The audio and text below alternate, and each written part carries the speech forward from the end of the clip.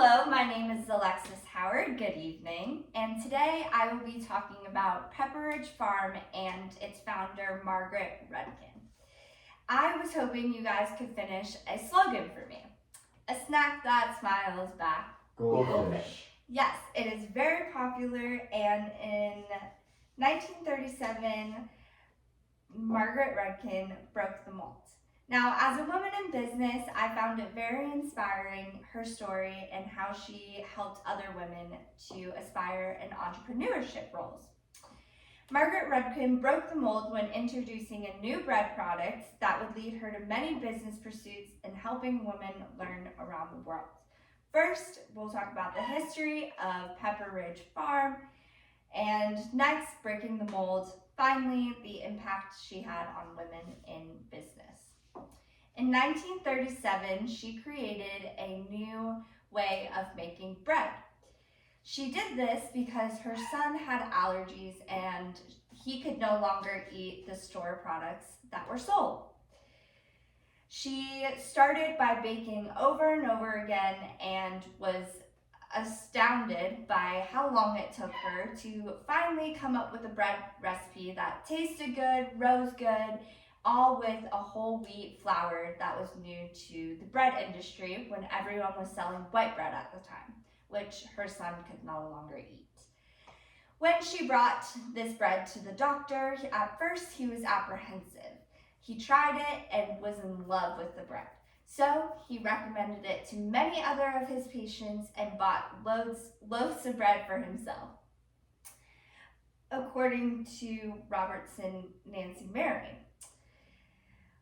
author Edith Sparks talks about how she sold 40,000 loaves within the first decade of in an hour within the first decade of her business.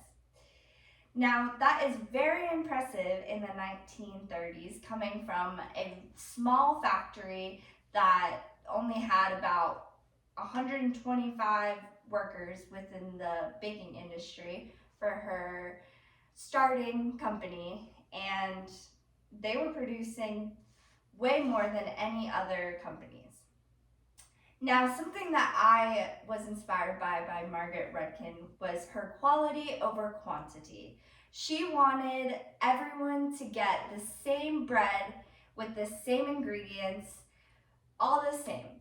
And so when World War II happened, there was a scarce in lots of her products. Eggs, milk, everything.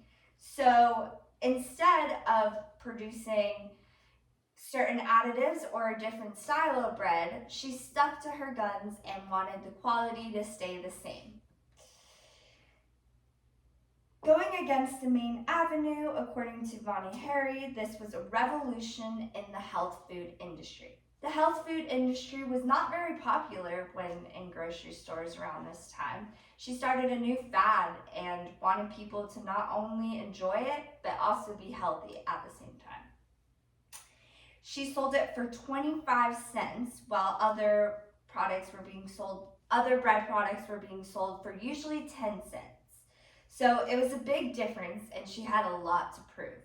But when they tasted her bread and the calls were coming in, she was very successful.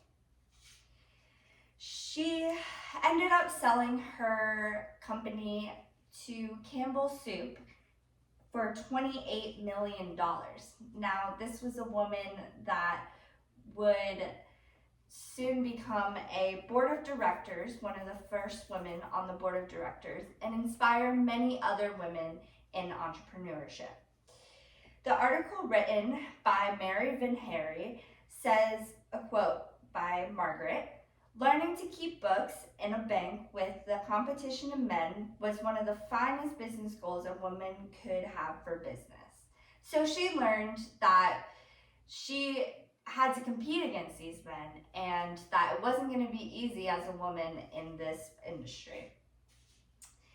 There's no denying what a fantastic businesswoman she was.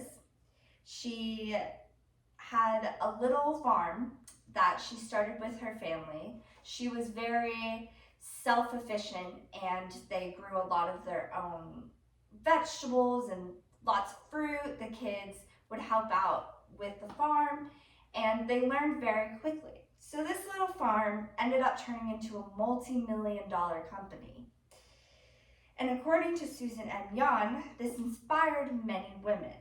Many women looked up to her, and they were influenced by her in how she brought the organizational skills of homework and their lifestyle to business, and wanted to show that those attributes can be shown in business as well. As I look today at all the big businesses, I think to myself, would they still respect quality over quantity? Not many businesses would. Margaret Rudkin definitely would. And I hope for my future endeavors that I will inspire other people to produce quality over quantity in their business. So thank you so much.